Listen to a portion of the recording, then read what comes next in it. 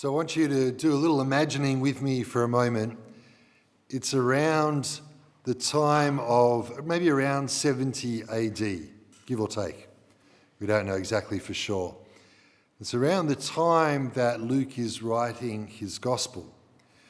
And the reason for that, the reason why the gospel is being written, is because the first eyewitnesses to the resurrection of Jesus are starting to die.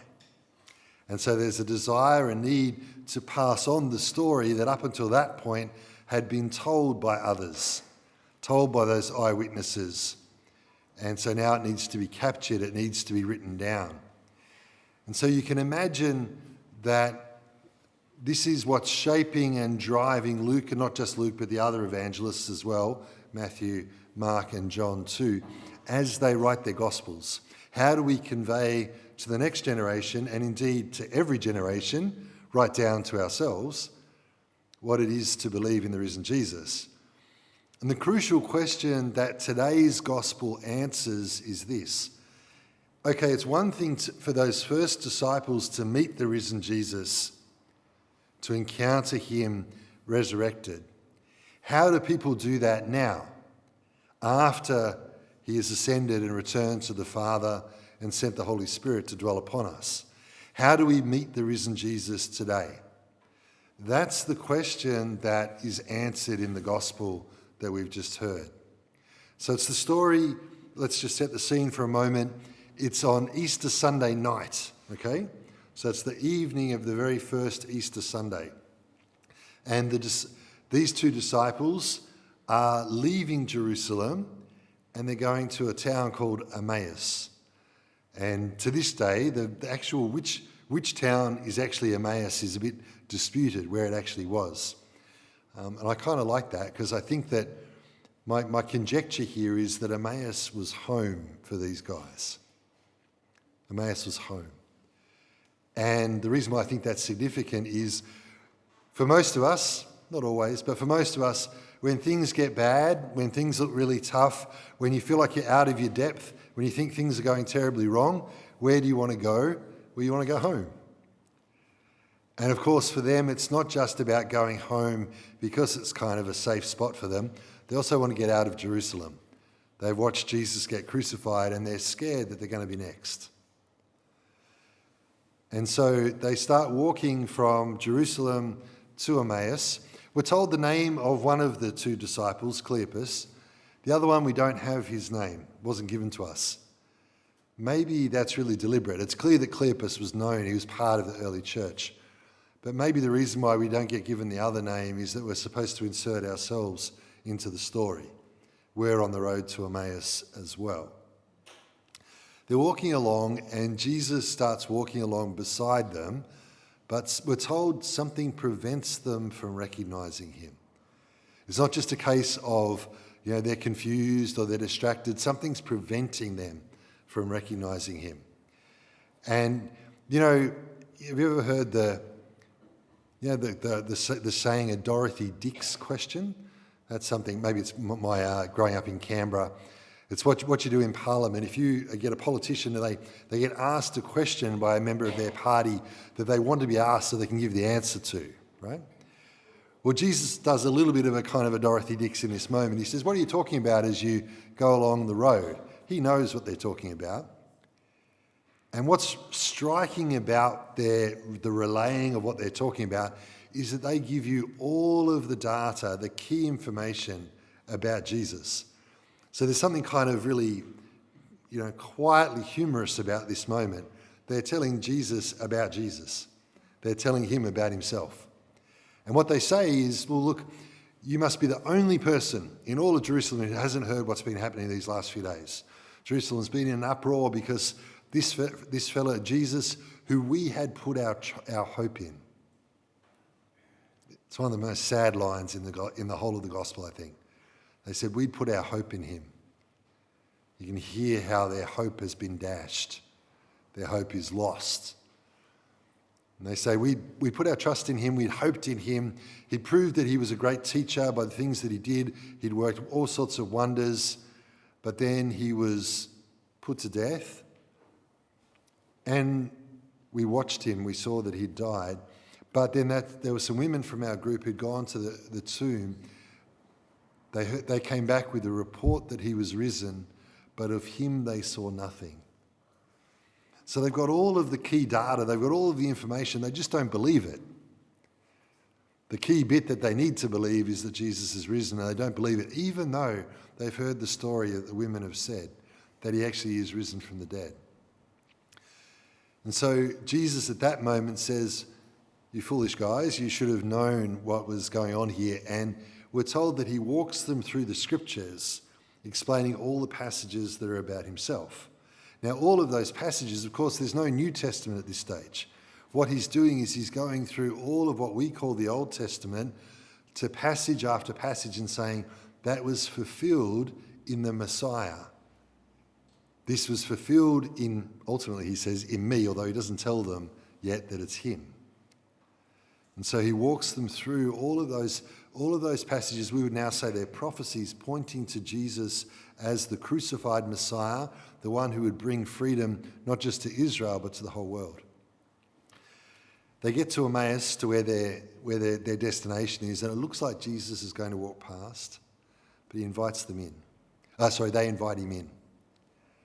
A really significant moment. It's a moment there where I think for us today, as we listen to this story, we might say to ourselves, we have the freedom to let Jesus walk on his way, or we can invite him to join us for a meal. And it's a funny kind of moment, they're in a sense in charge, those two disciples, but from the moment Jesus sits down to have the meal, he takes the position of the leader at the meal, and he takes the bread, part of the traditional prayer of blessing before the main meal, and when he breaks the bread, something that they had seen him do time and time again over the previous 3 years of his ministry, their eyes are opened and they recognize him.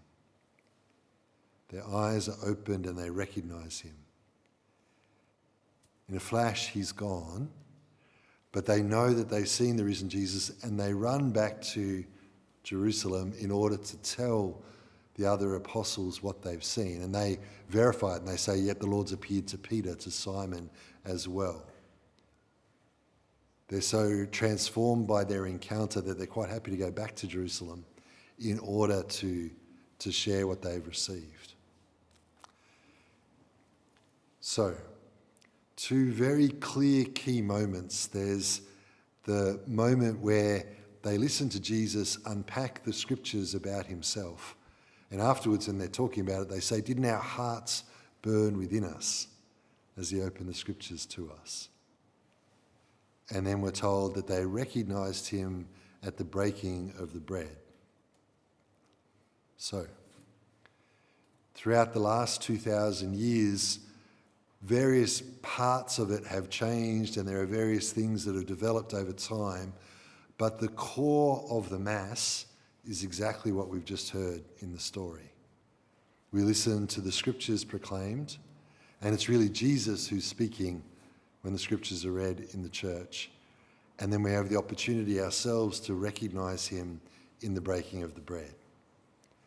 The liturgy of the word, the first part of the Mass, and the liturgy of the Eucharist.